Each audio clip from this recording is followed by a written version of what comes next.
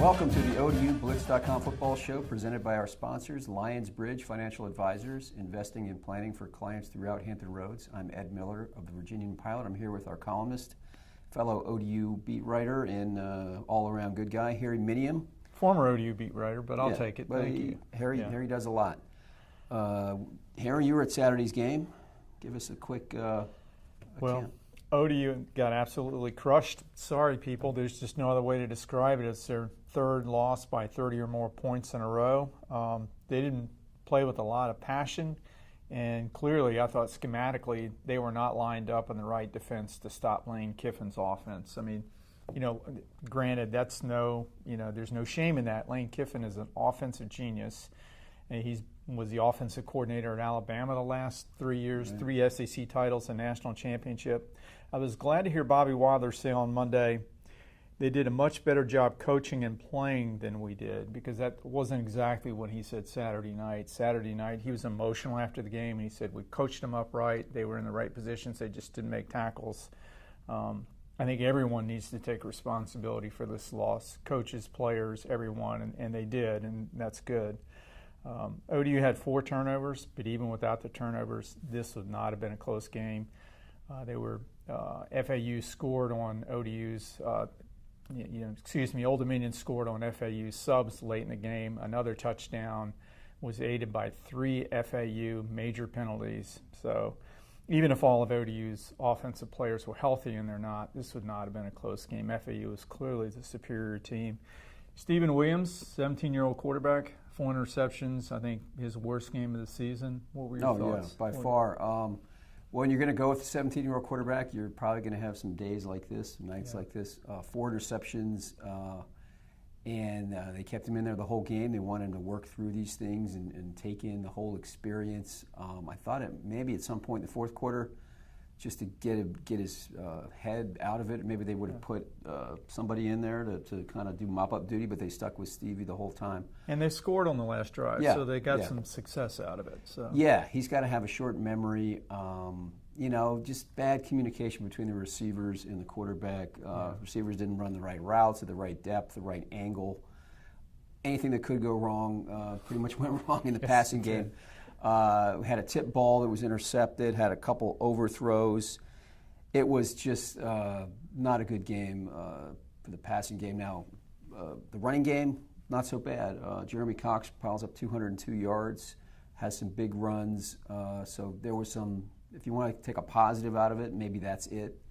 They're trying to become the team they hope they could be, run the ball, do some play action, control the clock, that kind of thing. But Stevie Williams, this is what you get when you got a young quarterback. I don't think they're any less enthusiastic about him. I think they're still committed to playing him, and I think that's still the right thing to do. Well, I'll quote Marshall coach Doc Holliday on this. He says he's a young player who's going to be excellent. I've always said when you play a freshman quarterback, you're going to go through some growing pains. He's got the ability to beat you with his feet and also with his arm. I agree. I think he's going to be a star for ODU eventually, but he was not a star Saturday night, and ODU is going to have some growing pains with him. Absolutely. So ODU's at Marshall this week. Marshall's 4-1. They lost at NC State after leading early by 17. It was a pretty good performance against a really good ACC team. NC State's in the top 25. They crushed Cincinnati. Tell us about Marshall. What does ODU have to do to win? Marshall is playing pretty well right now. They're sort of the Marshall that we've come to know in Conference USA over the years under Doc Holliday. 4-1. They've got a veteran quarterback, or as much more of a veteran than ODU has, and a junior, Chase Litton. Really, their defense has been maybe the story of the year. They're leading the league in scoring defense. They're really good in the red zone. Offensively, they don't give up a lot of sacks. They're pretty good in special teams. All in all, they're pretty good. They've got a receiver who's leading the league in receptions, Tyree Brady, I believe is how you pronounce it, Miami transfer. So they've got a lot of pieces. Yeah, I think the Marshall's going to line up and try and ram the ball down ODU's throat. Now, they haven't run the ball all that well this season, but after what FAU did, I would think that's what they're going to do. But you're right. Litton, he struggled a little bit last year at quarterback, but he's playing very well. And kid named Ryan Juracek, I hope I pronounced that correctly, was a 6'3", 240-pound senior, was the national tight end of the year, of the week last week after catching the 6 passes for 77 yards and 3 touchdowns at Cincinnati. So they have a lot of. Your name is Ryan Juracek. You sound like a tight end. Didn't you say? I mean, Juracek sounds like a tight end. Yeah. Here's some telling stats about ODU. They are 13th in Conference USA in total defense, 13 in rushing defense, last in first downs, 12th in third down conversions, and 13th in fourth down conversions. And there are 119th out of 130 FBS schools in total offense. Let's maul those numbers for just a minute as we take a short break so we can learn more about our tremendous sponsor, Lionsbridge Financial Advisors. We'll be right back. You embody dedication, sacrifice, and commitment. You are an elite athlete. You know the difference superior coaching makes. Lionsbridge Financial Advisors is here to be your financial coach. We'll help you pack for your athletic journey by gathering a complete picture of where you are and where you want to go, and by working with other trusted professionals on your behalf. We're back with the ODU Blitz videocast. Ray Lowry was back at practice this week, kind of a surprise. Bobby Wilder announced, I believe right after the North Carolina game, he was likely done for the season with a torn hamstring. He's been working out. He told me yesterday, and he's been telling Bobby, I want to come back, I want to play. I saw him in practice Tuesday. He looked okay. How did he look in Wednesday in practice, and do you think he'll play? Yeah, from what I saw, and I wasn't the entire practice Wednesday, he didn't do much from what I could tell. I don't think they're giving him a lot of work right now. They're trying to ramp it up gradually. I'd be frankly surprised if he got out there and played Saturday based on 4 or 5 days of short practice in the middle of the season after he's been out for 5 weeks now. It would surprise me to see him out there. Doesn't mean it might not happen, but I don't see it happening. Bobby Wilder said he's got to be, they're going to be careful with bringing him back, because if he comes back and he's not fully healthy and he pulls that hamstring, then he can't play for a while. Well, he's done. This is his senior year. They had planned to apply for a medical red shirt, and a medical red shirt, as you know, is never given, as ODU basketball has experienced in the past. Yes. But if he plays one play, he's done for the year. So. Yeah, it's a risk because, like you said, if he breaks a 30-yard run and pulls up, and then he's done. His career, not just the year, is done. So there's definitely a risk-reward factor, I guess. From you talked to Ray, and you've known him for years. He really wants to play. Ray is he doesn't think a lot about the future. He sees his team suffering. He sees Jeremy Cox, who's been playing hurt for a while, having to carry the load, and he wants to help, and that's just the way Ray is. And Bobby Wilder says that we need to make the right decision on this. And I assume they will. Yeah, make no mistake, this team could use the Ray Lowry that they've gotten to know over the years. I mean, a all-conference type of back, 1,000-yard rusher to pair with Cox. I mean, that would, again, as I was saying before, that would get them closer to the identity they hope to have at the beginning of the year, being a power running team and just grinding people down. So we'll see. He's ODU's all-time leading rusher by far. He's run for 503 yards in 3 games against Marshall. He's arguably one of the top 4 or 5 players ever in ODU history, so getting him back healthy would mean a lot for this team. Yeah, and Marshall apparently is looking forward to him playing from what you saw on social media. I got a tweet from a Marshall linebacker saying we're ready for him. So that's what we were talking about that on the way over here. This is a rivalry game, I guess, maybe as much as any as ODU has in the league. Huntington is 7 hours away, but in Conference USA miles, that's not that far. The ODU put it on pretty good last year. Marshall has done that in the past, so there's definitely some history there. Yeah, I mean, Marshall came in here in 2014 and just crushed ODU. I believe it was 58-14, and Taylor Heineke, he would take 2 steps back and he'd have 3 guys on top of him. It was a game that Doc Holliday could have scored 70 or 80 points, and he was very charitable to ODU, and he was a good. Doc Holliday is a good sports guy. And he didn't run. He doesn't run the score up, and he didn't. The next year was fairly competitive, 27-7, I believe, but not a real close game. Last year, ODU just crushed Marshall 38-14. It was a game that ODU became bowl eligible in, which they were celebrating, and that Marshall players are going to remember that.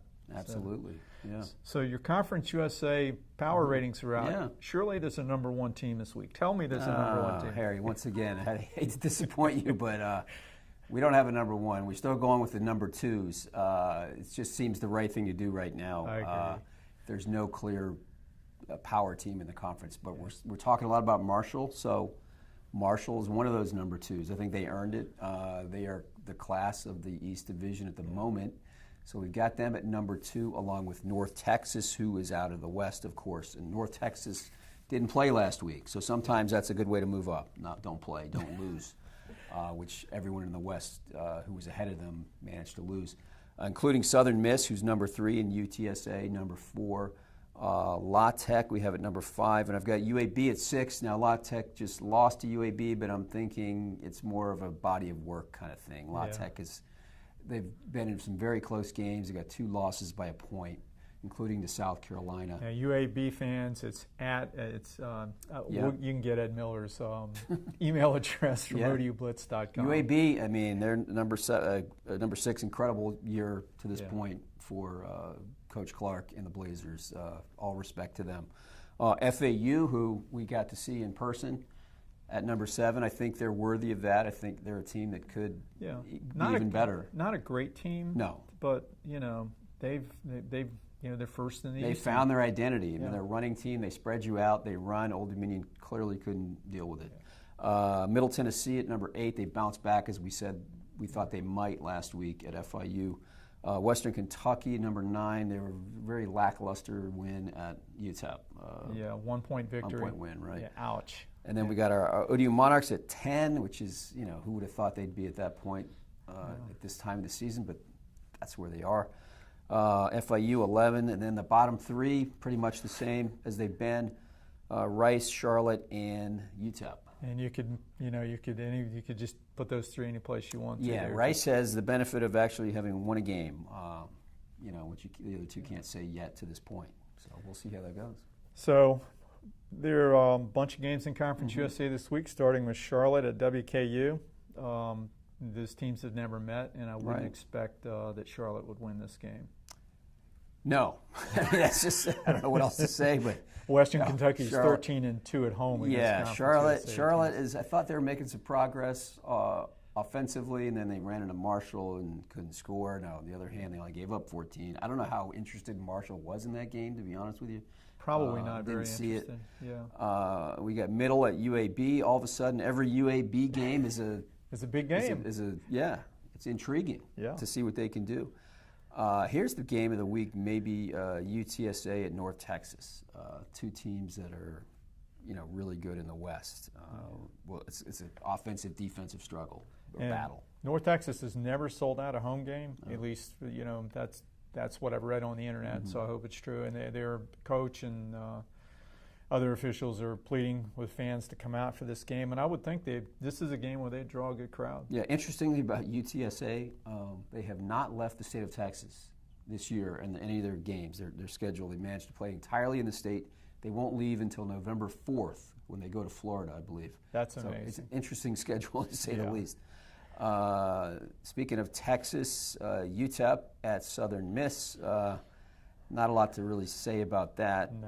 UTEP is, they're a little better under Mike Price. We'll see if that was just a 1-week, spike because of the new coach. Yeah, I'm sure they were very emotional with the new coach and all that. Exactly. Yeah. Tulane at FIU. Won't be close, I don't think. Yeah, and there's one of those, another Group of 5 conference. You want to get those games if you can. Tulane is pretty good, from what I understand. They beat Tulsa 62-35. They had 653 offensive yards. I would not think that's a team that FIU could beat. Yeah, it wouldn't seem so. So who are you picking Saturday when ODU goes to Marshall? Yeah, our picks are last week's pick. We were both wrong, by the way. Couldn't have been more wrong. I really didn't see that kind of game coming from ODU. And at the risk of being wrong again, I think they'll have a better performance this week. I don't know if it'll be enough to win at Marshall. So I see ODU winning Marshall winning a close game, somewhere in the 30 to 27 range. It's a 16-point line on this game, and I think that's a good line because I think Marshall is just better than ODU. I think the key for ODU is to be competitive in this game. They haven't been competitive since they went to UMass. I mean, they just need to be in a game where they have a chance to win. Really, I know they're not looking ahead to Western Kentucky next Friday night on national TV. But that's a big game for ODU. I think that's a game ODU can win if they're competitive this week. Yeah, I think they need to be competitive to have the self-confidence to beat WKU. But I think Western Kentucky was overrated. I think they've been overrated all season. ODU has never beaten them. That's going to be a good game. And if ODU wins that game, they're in a good place to become bowl eligible. Yeah, as I said, I think they'll play better. I don't think it'll be enough to get it done. So you didn't actually give us your pick, did you? No, I all right, Marshall, maybe I missed it. Yeah. Marshall by 15. Oh, okay. All right. Yeah. Well, I'll be out there, and we'll be back next week to tell you all about it. For Harry Minium, this is Ed Miller. Thanks for watching the ODUblitz.com football show presented by our sponsors, Lions Bridge Financial Advisors, investing and planning for clients throughout Hampton Roads. And we will see you again, same time next week. See you next week.